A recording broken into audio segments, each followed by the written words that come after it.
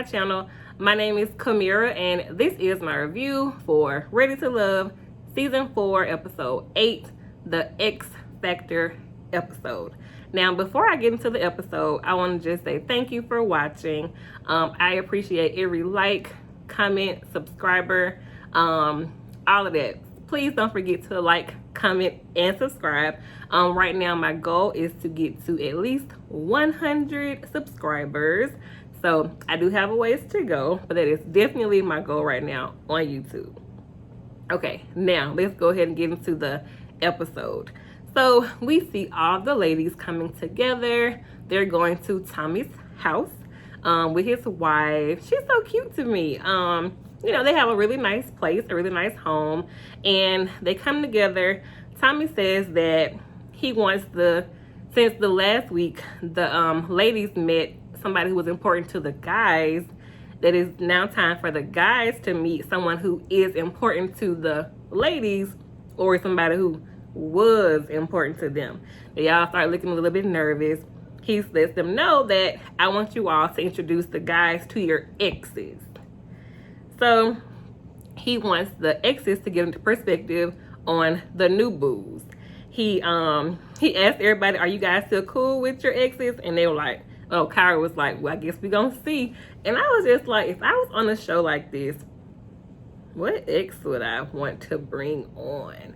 I mean, I follow them on like social media, but like, I don't want to bring none of them on no show like this to meet nobody. Mind your business, stay over there. But anyway, next scene, we see Vernisha and her ex, and they're gonna be meeting with Joelle. Her ex look nice together. I do like her and Joelle together though, for sure. She hoped, you know, her ex would think they're a good fit. And I noticed this also on these dates. The guys did not know they were meeting with the exes until they kind of got there. And Joelle walks in. He's like, wait, who's this? She lets him know this is her ex. He was surprised.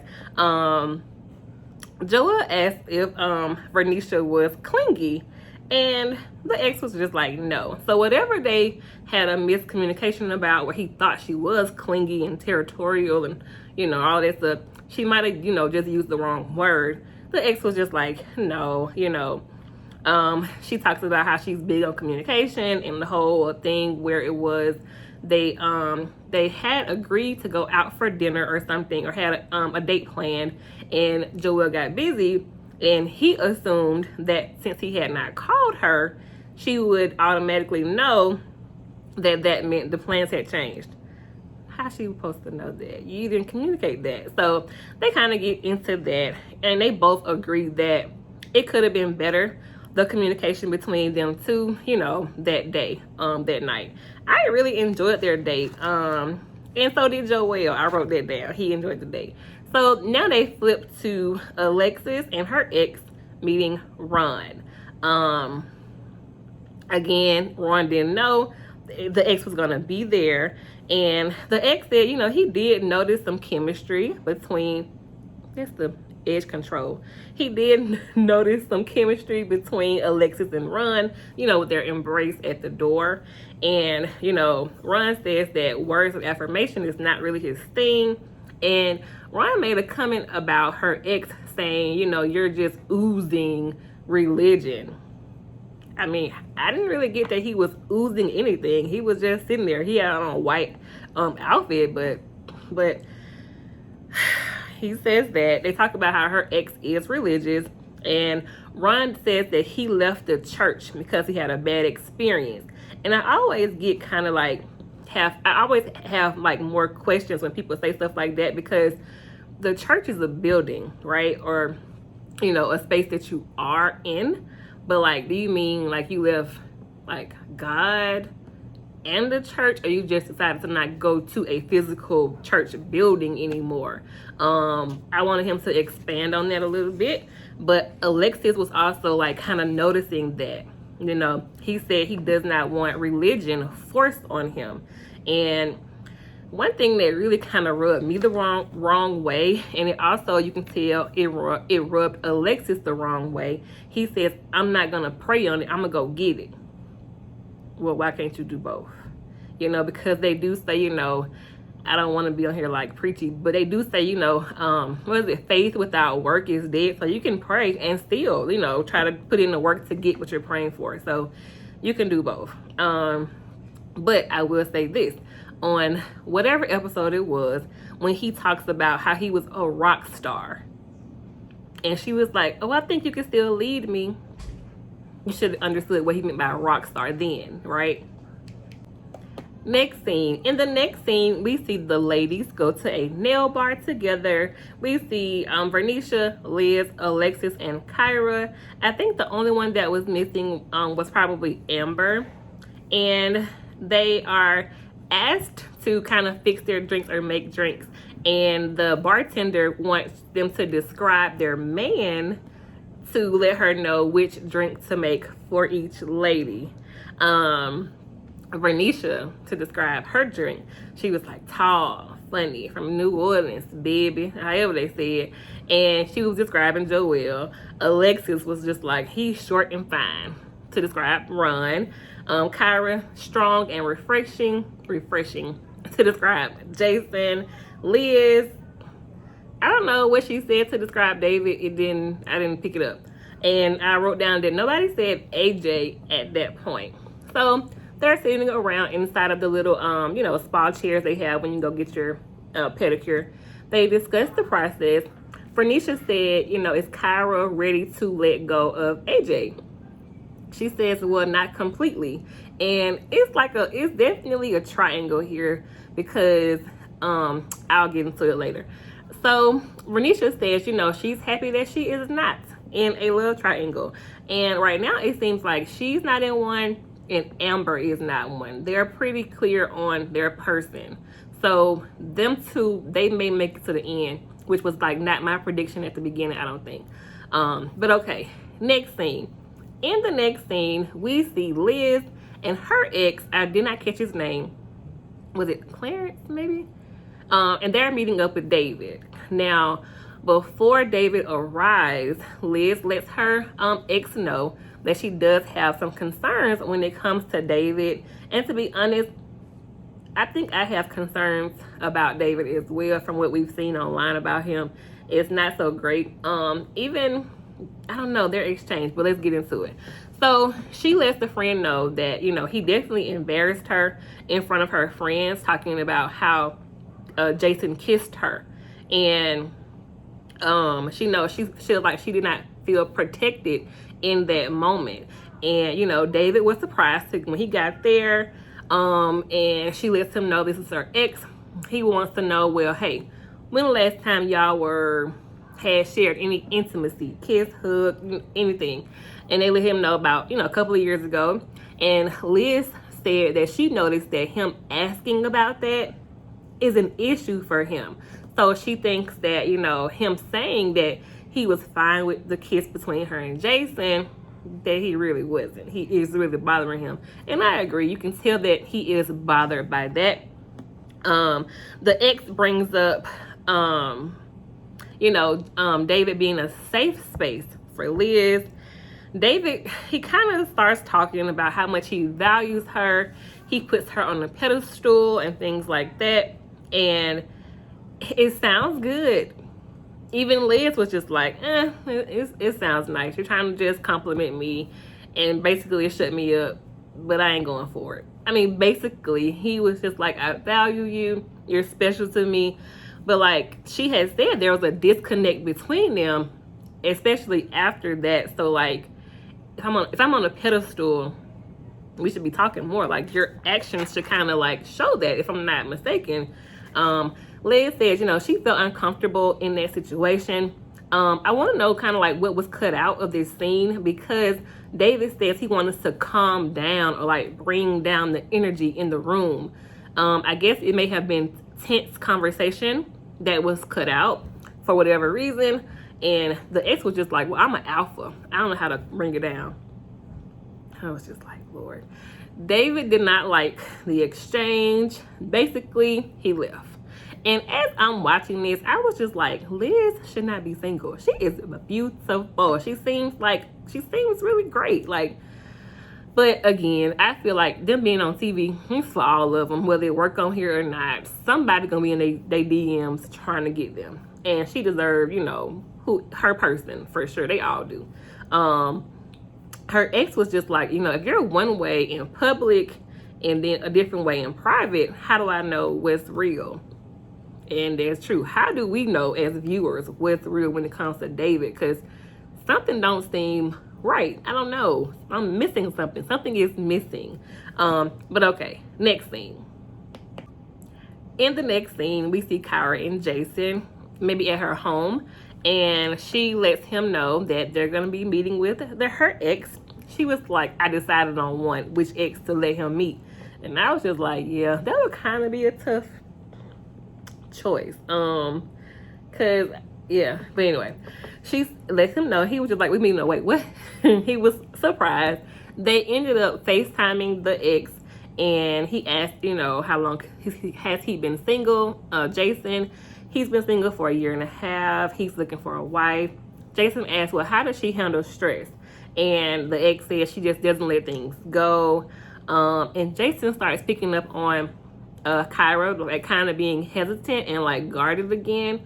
And I'm just like, well, what did he really say to make you feel like she was being guarded? I didn't catch it. It could have been cut out, because they cut out a lot. We know that. And Jason asked, is she financially responsible?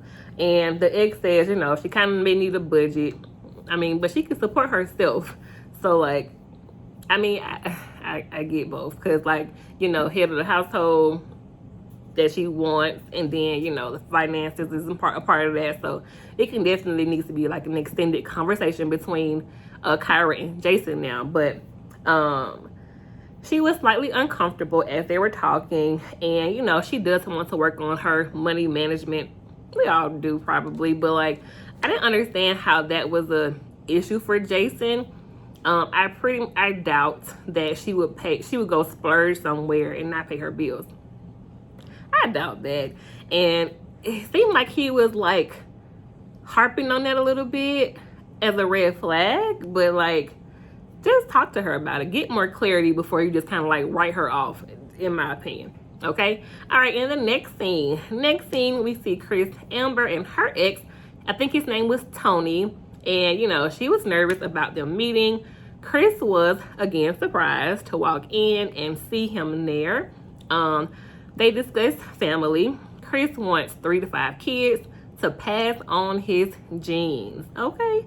And again, Amber was like, that's fine with me. It kind of just seems like she just kind of goes along with what he says.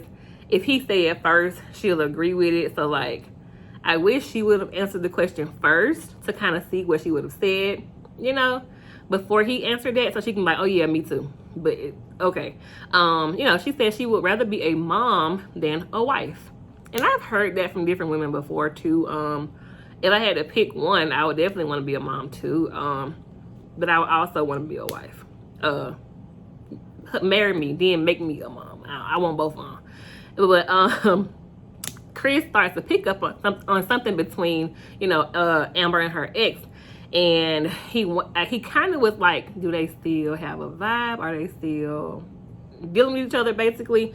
But it turns out, no, her ex is gay. And, you know, she was very supportive of him, you know, during that process. And they shared a kiss as he leaves. So I can definitely see those two making it to the end. I can. Okay, so, all right, next scene. In the next scene, we see Liz, Jason, AJ, and Alexis on a date. And I didn't like this date, and I'm going to tell you why. Jason. I didn't like it because he's now talking about how he's confused after that talk with Kyra's ex. And I'm just like, what are you confused about? Have a conversation with Kyra. Clear that stuff up. Don't just throw her to the left because maybe one thing you heard you didn't really agree with or whatever. Just please talk to her. Don't mess this up, Jason. Okay. AJ invited Alexis. She said, you know, she's scared that he would break her heart. And he gives her butterflies. And AJ says Alexis matches his fly. And she said, you know, the butterflies scare her. She has her guard up. AJ thinks he still has a chance with her. But then Alexis goes on this whole, like, I don't want to be second thing. Alexis, girl, you worried about the wrong thing. Worry about how you feel when you're around him. Like, how does he make you feel? He makes you feel like he could possibly hurt you. Let's explore that. Let's talk about why you feel that way. Let him answer questions that will help you feel more comfortable. Because, I mean, why not? Y'all are dating. You know, she's talking about how great she is, and I know I'm good, and blah, blah, blah. He was like, can I shut you up real quick? I was just like, I know, please shut up. Anyway, so he grabs her face and kisses her. It kind of shocked her. Her whole little, I think they both had on hats. No, his was off at that point. So her little hat then came off. She like, oh, ooh, Lord. So whatever. It was cute. I don't know about the couples anymore. I'm getting like so confused because Kyra, like, it seemed like, well, let me wait to the end. So, okay, next scene we see the ladies are back at Uncle Tommy's house. Is it Uncle Tommy? Why I keep on saying that? Call that man Uncle. Nephew Tommy's house with his wife. They have food prepared for the women to eat and discuss the different dates. Liz said, you know, she admires their home and relationship, and she kind of wants that for herself. They go around the table. Renisha says her ex said, you know, she's not clingy, and her ex does like Joel for her. And I do too. I really do too. Alexis goes over the whole like dripping in religion comment that Ron made, and the whole I'm not gonna pray about it. She said the way that he said it, she didn't, it rubbed her the wrong way. She did not like it. But again, when we go back to that whole rock star comment, for me, that was a red flag. When y'all talking about spirituality and somebody leading your household, he told you then that he wasn't into religion. He more into being a rock star, which whatever that means. Like, elaborate, please. Anyway, you know, she wants to give him the benefit of the doubt, but you know, it's a non-negotiable. And they discuss him being the head of, men being the head of the household, and how, you know, how are you going to lead me? What are you basing you leading me on? Where's your foundation? Where's it coming from?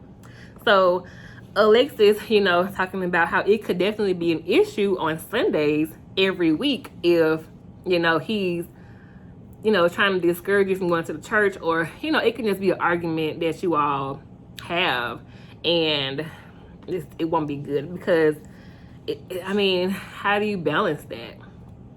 You know, Tommy says, you know, you definitely have a lot to pray about. And my thing would be like, if it was Ron, what would he tell her to do if she couldn't pray about it? If you can't talk to your significant other about what you want to pray about, like what would they be saying back to you is what I'm wondering. But that's, anyway. Okay. Liz talks about her date and how it kind of got intense, and about, you know, the whole thing with her telling him about the kiss. She was like, I didn't have to tell you, Jack. And she didn't. I'm just like, why did you tell him? I wonder if he, like, how would he have responded or acted had he not found out? I really doubt if Jason would have told him that in the gentleman's lounge about the whole kiss thing. Or I would have hoped he wouldn't have mentioned it, but you really never know with the people on these shows. She said she used the wrong words. She should have said, I have deep interest in you, not that you have my heart. And honestly, during this whole sharing thing, we didn't hear from Kyra, and I kind of wanted to hear from her because I want to know, what didn't we see to make Jason go out with Liz? What did we miss on their date? And so now Tommy says, if you had to just choose one right now, who would it be? Kyra says Jason, no surprise there. Liz also says Jason. Kyra was just like, hold on now, I know y'all go on dates, but like, what? She says her radar is up. Renisha says Joel. No surprise there. Amber says Chris, of course. Alexis, she brings up having a double date, with Liz and Joelle and her and AJ. And I don't know for sure if she said AJ or not. I put question mark, but I'm assuming that she did because Ron went on a date for the elimination.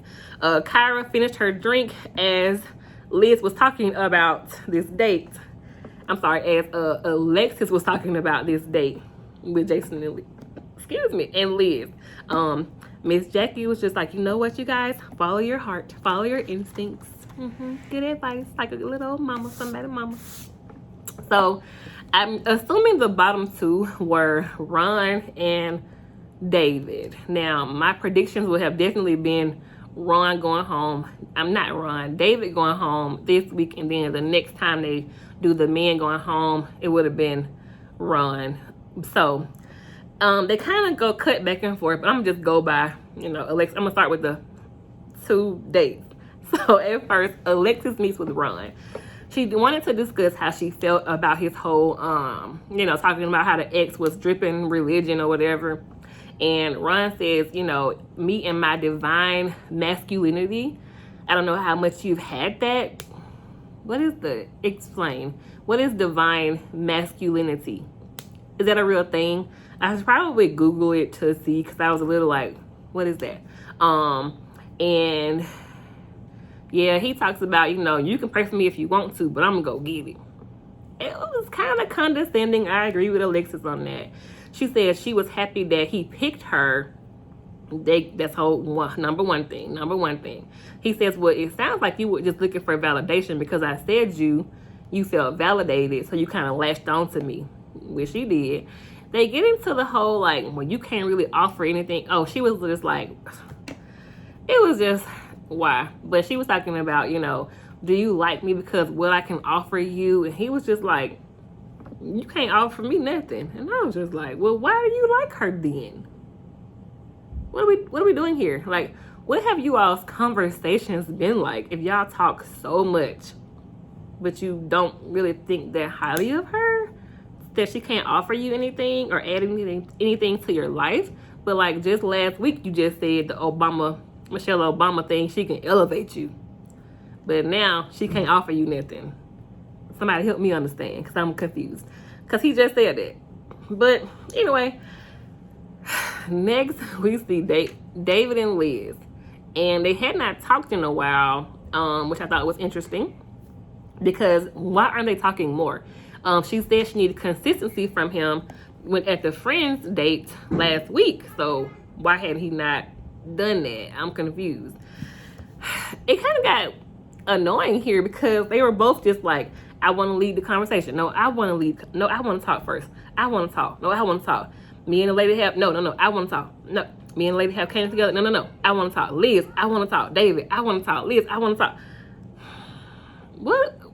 What? Y'all can both express yourselves. If you want to send him home, you can still do that. Let him get his piece out first or whatever, or let her talk first.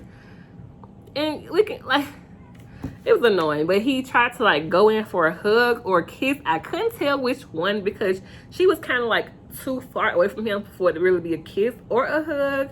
And she was just like, no, like, get off me. And I was just like, what is happening here? I was like, dang, I feel like I had definitely said David and Liz would be one of the last 3 couples, and now I'm just like, oh no, not gonna work. That was the end of that episode, but they did show the preview for next episode. We're gonna see, they're going to be going on a ranch getaway. Joelle and Chris showing off their bodies, and we see Jason kissing all on Liz some more. I didn't like it. I was feeling type of way for Kyra because honestly, I would hang out with Kyra in real life, okay? And I was like, look at him kissing on her. Anyway, and then we see Alexis and Amber exchange words. I'm a little confused about why they would be even having a issue when like they don't even have the same interest in the same guys, but we'll see. So I'm gonna go ahead and do my predictions for the last 3 couples. I'm gonna say Chris and Amber, Vernisha and Joelle, and I'm gonna say Kyra and Jason. I'm gonna say Kyra and Jason. I don't really see Alexis and AJ making it to the end. I feel like no, I don't see it. I'm gonna say those three. That's my prediction as of right now. We on episode 8? Was it? What's episode 8? I think it's episode. What episode? Episode 8. So as I don't know how many episodes they have actually. If they were like at the midpoint on week 7, episode 7, I want to know how many do they have to go. I don't know, but as of right now, week 8, those are my predictions for who will make it to the end. And yeah, that is the end of my review. I want to just say thank you again for watching. If you are watching and you have not subscribed, go ahead and do that. Yeah, and I will see you all on the next one. Okay?